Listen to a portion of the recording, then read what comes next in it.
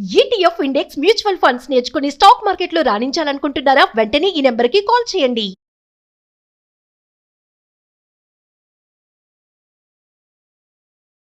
నమస్కారం. కార్తీక పురాణం 27వ రోజు పారాయణలోకి వచ్చాం. విష్ణుగణాలు చెప్తున్న చోళ విష్ణుదాసుల కథ అనంతరము ధర్మదత్తుడు మళ్ళీ అడుగుతున్నారు, ఓ గణాధిపతులారా, జయ విజయులు వైకుంఠమందలి విష్ణుద్వారపాలకులని విని ఉన్నాను. వారు ఎటువంటి పుణ్యం చేసుకోవటం వల్ల విష్ణు స్వరూపులే అంతటి స్థానాన్ని పొందారో తెలియజేయండి అని అడిగితే, ఈ విష్ణు పార్షదులైన జయ పుణ్యశీల సుశీల పుణ్యశీలుడు ఇద్దరు ఈ కథ చెప్పడం మొదలుపెట్టారు. జయ విజయుల పూర్వజన్మలట. తృణబిందుని కూతురు దేవహూతి. ఆమె యందు కర్దమ ప్రజాపతి యొక్క దృక్స్ఖలనం జరగటం వల్ల ఇద్దరు కుమారులు కలిగారు. వాళ్లలో పెద్దవాడు జయుడు, రెండోవాడు విజయుడు. వాళ్ళిద్దరూ కూడా విష్ణుభక్తి పరాయణులుగానే ఉండేవారు. అనంతరము అష్టాక్షరి మంత్రాన్ని ఉపనయనానంతరము అష్టాక్షరి మంత్రాన్ని జపించటం వల్ల వాళ్ళు విష్ణు సాక్షాత్కారాన్ని కూడా పొందారు. వేద విధులయ్యారు. యజ్ఞాలు చేయించడంలో ప్రజ్ఞ కలవారుగా ప్రసిద్ధి పొందారట. అందువలన మరుత్తుడనే రాజు వీళ్ళిద్దరి వద్దకి వచ్చి తన చేత యజ్ఞం చేయించవలసిందిగా కోరుకున్నాడు. అన్నదమ్ములిద్దరూ కలిసి వెళ్ళి ఒకడు బ్రహ్మ, మరొకరు యాజకులుగా ఉండి ఆ యజ్ఞాన్ని దిగ్విజయంగా నెరవేర్చారు. మరి సంతుష్టుడైన మరుత్తు వారికి అగణితమైన దక్షిణలు ఇచ్చాడు. ఆ సొమ్ముతోటి అన్నదమ్ములిద్దరూ ఎవరికి వాళ్ళుగా విష్ణు యజ్ఞాన్ని నిర్వర్తించాలని భావించారు. తదర్థంగా మరుత్తు ఇచ్చిన మహాదక్షిణని పంచుకోవటంలో ఇద్దరికి తగాదాలు వచ్చాయి. ఇప్పటిదాకా అన్నీ బాగానే ఉన్నాయి. కలిసి పుట్టారు, కలిసి పెరిగారు, కలిసి చదువుకున్నారు, కలిసి పెద్ద పెద్ద యజ్ఞాలు చేయించారు. సొంతంగా నేను నాది అన్న భావన వచ్చేసరికి కొట్లాట వచ్చింది. ఇప్పుడు కూడా మన లోకంలో ఇలాంటివే జరుగుతాయి. ఆ నేను అనే నా సంసారం, నా వ్యవహారం, నా వ్యాపారం లాంటి ఆలోచన వచ్చిందంటే గొడవలు మొదలవుతాయి. పూర్వకాలం నుంచి కూడా ఇది ఇలాగే ఉండింది. అయితే ఇద్దరికీ చెరిసగం అనేది జయుడి వాదన. తనకు ఎక్కువ వాటా కావాలని విజయుడు కోరాడు. ఈ వాదోపవాద క్రోధంతో జయుడు అలిగి నువ్వు మొసలివైపొమ్మని శపించాడు. అంతటితో జయుడు ఊరుకోకుండా తన అహంకారంతో నన్ను శపించిన నువ్వు అహంకారివైన సామజానివి అవుతావులే అని ప్రతి శాపం ఇచ్చాడు. సామజము అంటే ఏనుగు. ఒకళ్ళు మొసలిగా, ఒకళ్ళు ఏనుగుగా పుట్టాలని ఒకళ్ళనొకళ్ళు శపించుకున్నారు. ఇలా పరస్పర శక్తులైన ఆ సోదరులిద్దరూ విష్ణువార్చన చేసి ఆయనను సాక్షాత్కరింప చేసుకున్న వారే తమ శాపాలను తత్పూర్వాపరాలను కూడా విన్నవించుకుని శాప విముక్తికై ఆ శ్రీహరినే ఆశ్రయించారు. హే భగవాన్, నీకింతటి చేరువ భక్తులమైన మేము మొసలిగాను ఏనుగాను పుట్టడం చాలా ఘోరమైన విషయము. అందువలన మా శాపాల నుంచి మమ్మల్ని మరలించు, మా పాపాలని తగ్గించు అని పదే పదే విన్నవించుకున్నారు. అందుకు మందహాసం చేసినటువంటి అంబుజనాభుడు, జయ విజయులారా, నా భక్తుల మాటలు పొల్లుపోనీయకపోవటమే నా విధి. వాటిని అసత్యాలుగా చేసే శక్తి నాకు కూడా లేదు. పూర్వం ప్రహ్లాద వాక్యం కోసం నేను స్తంభం నుంచి ఆవిర్భవించాను. భగవంతుడు ఎందుకు స్తంభం నుంచి పుట్టాడండి? ప్రశ్నించాడు హిరణ్యకశిపుడు. ఈ స్తంభంలో ఉంటాడా అని. అరంటే ఇందుగలడు అందులేడని సందేహం అవ్వలేదు, వలదు చక్రి సర్వోపగతుండు అని చెప్పాడు. ఎక్కడైనా భగవంతుడు ఉంటాడని ప్రహ్లాదుడు చెప్పాడు కాబట్టి ఈ స్తంభంలో ఉన్నాడా అని ప్రశ్నించి ఆ స్తంభాన్ని పగలగొడితే ఆ స్తంభం నుంచే భగవంతుడు పుట్టాడు. భక్తుల వాక్యాల్ని అబద్ధం కానీయడు. అందుకని ఎప్పుడు కూడా సత్యము, నిజము, సంబద్ధమైన మాట మాట్లాడుతూ ఉండాలి. భక్తులైన వాళ్ళు తొందరగా ఇతరులను శపించేసేటాలు, శాపనార్థాలు పెట్టటాలు అలాంటివి చేయకూడదు. అవి నిజమైపోతాయి పాపం. అయితే ఏమంటున్నారు? పూర్వం ప్రహ్లాద వాక్యం కోసం స్తంభం నుంచి ఆవిర్భవించాను. అంబరీషుని వాక్యం ప్రకారము అతనికి లభించిన దశావతార శాపాలని నేనే ధరించాను. అందువల్ల మీరు సత్యం తప్పని వారే మీ శాపాలని అనుభవించి అంత్యంలో వైకుంఠాన్ని పొందండి అని ఆదేశించడంతో తదాదేశాన్ని శిరసావహించి ఆ జయ విజయులిద్దరూ గండకీ నదీ ప్రాంతాన మకర మాతంగాలుగా జన్మించి పూర్వజన్మ కలవారై విష్ణు చింతనతోటే కాలం గడపసాగారు. అలా ఉండగా ఒకానొక కార్తీక మాసం ప్రవేశించింది. ఆ కార్తీక మాసంలో కార్తీక స్నానం చేయాలనే కోరికతోటి ఏనుగైన జయుడు గండకీ నదిలోకి వచ్చాడు. నీటిలోకి దిగిందే తడవుగా అందులోనే మొసలిగా ఉన్న విజయుడు ఏనుగును గుర్తించి దాని పాదాన్ని బలంగా నోటకరిచాడు. విడిపించుకోవడానికి చేసిన ప్రయత్నాలు విఫలం కావడంతో గజదేహుడైన జయుడు విష్ణువుని పరిపరి విధాలుగా ప్రార్థించాడు. తలచిందే తడవుగా ప్రత్యక్షమైన తార్క్యవాహనుడు తన చక్రాయుధాన్ని ప్రయోగించి ఆ కరిమకరాలు రెండింటినీ ఉద్ధరించి వారికి వైకుంఠ ప్రాప్తిని కలిగించాడు. తదాదిగా ఆ స్థలము హరిక్షేత్రంగా విరాజిల్లసాగింది. విష్ణు ప్రయుక్త చక్రాయుధం ఒరిపిడి వలన ఆ గండకీ నదిలోని శిలలు చక్ర చిహ్నాలతో కూడుకొన్నవయ్యాయి. ఓ ధర్మదత్త, నీచే అడుగబడిన వారైన విష్ణుద్వార పాలకులు జయ విజయులు వారిద్దరే. అందువల్ల నీవు కూడా దంభమాత్సర్యాలను దిగనాడి సమదర్శనుడివై సుదర్శనాయుధునుడి చరణసేవని ఆచరించు. తులా మకర మేష సంక్రమణాల్లో ప్రాతస్నానాలు ఆచరించు. తులసీవన సంరక్షణ మందు నిష్టగలవాడవై ప్రవర్తించు. తులసి చెట్టుని రక్షించాలండి. ఇది యథావిధిగా తులసి చెట్టు ఆమె నిద్రపోయేలాగా చేయకూడదు. ఒకవేళ ఆమె నిద్రపోతుందని అనిపిస్తే గనక, నిద్రపోయేలాగా ఉంది అనిపిస్తే ఇంకొక చెట్టుని తెచ్చి నాటుకోవాలి. తులసి సంరక్షణ చాలా మంచిది, విష్ణు ప్రీతికరం అని చెప్తారు. అయితే ఇంకా చెప్తున్నారు, గో బ్రాహ్మణులందు విష్ణు భక్తులందు సర్వదా భక్తితో సేవించు. కొర్రధాన్యము, పులిగడుగు నీరు, వంగ మొదలగు వాటిని విసర్జించు. ఈ కొర్రలని ఇంతకుముందు కూడా చెప్పారండి, హింధాన్యం అని.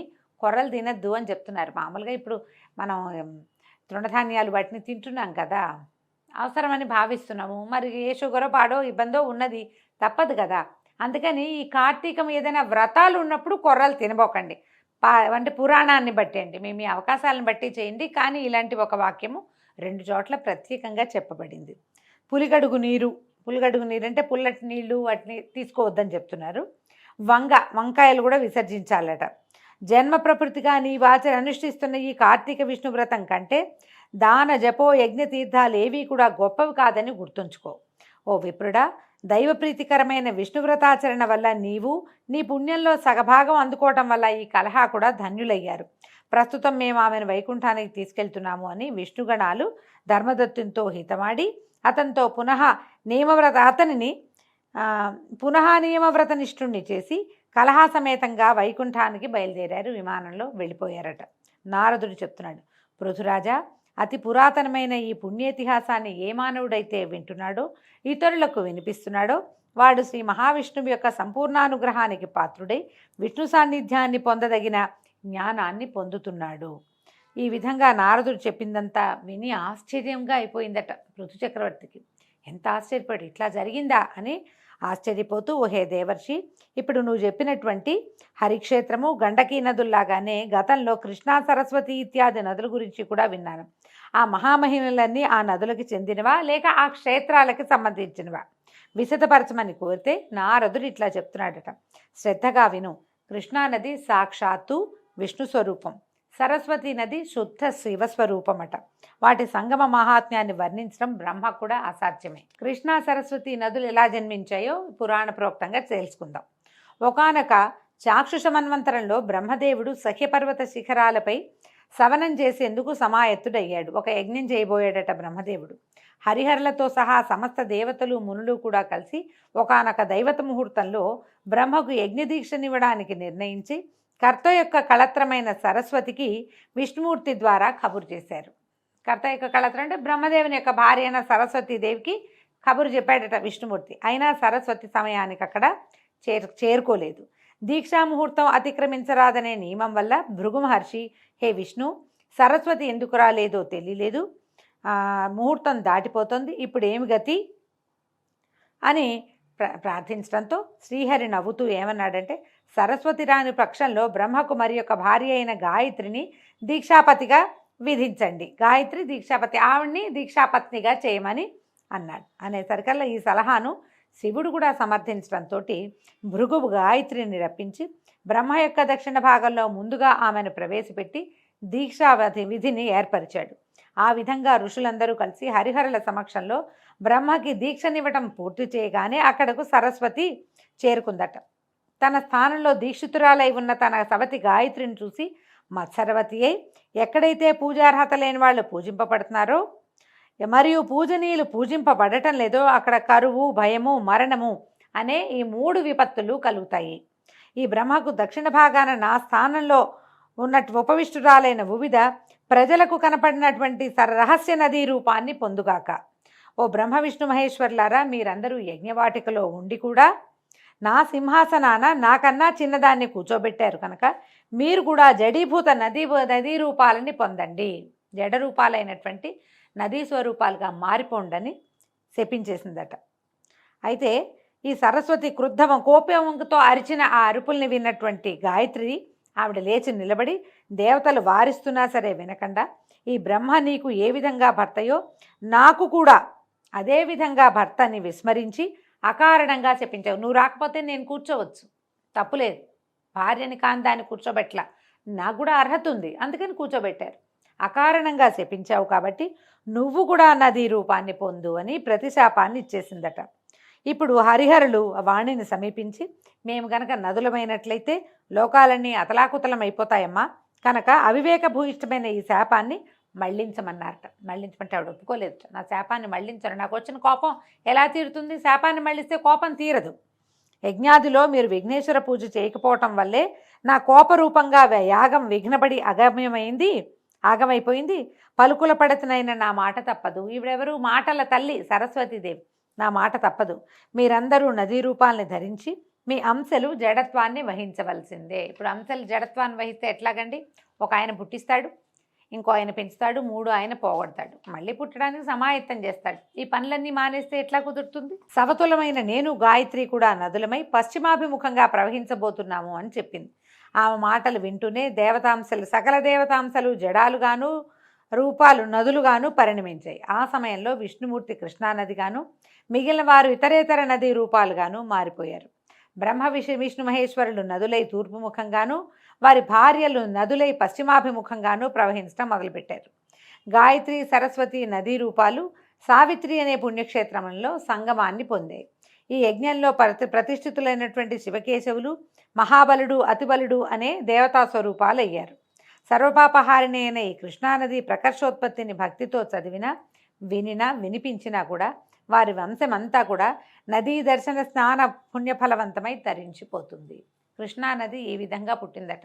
అందుకే కృష్ణ నల్లగా ఉంటుంది, విష్ణు స్వరూపం కాబట్టి ముదురు రంగులో ఉంటుంది. ఇది చెప్పినా కూడా సైన్స్ ఏం చెప్తుందండి? ఆ ప్రాంతపు నేలంతా రేగడి నేల అవటం వల్ల, నల్లటి మట్టి మీద ప్రవహించడం వల్ల నీరు ఇంచుమించుగా నది ఏ రూపంలో ఉన్న మట్టి సాయిల్ మీద ప్రవహిస్తే ఆ రంగులో కనపడుతుంది. కాబట్టి కృష్ణ నల్లగా దర్శనమిస్తుంది అంటారు. ఈ కృష్ణానది ఎట్లా నదిగా మారిందో తెలుసుకున్న దాన్ని చదివితే చాలా పుణ్యం లభిస్తుందట. నదిని చూసిన పుణ్యాన్ని మనం పొందుతాం. దీంతో 27వ రోజు పారాయణ పూర్తయిందండి. రేపు ఉదయం 28వ రోజు పారాయణలో మళ్ళీ కలుసుకుందాం. నమస్కారం.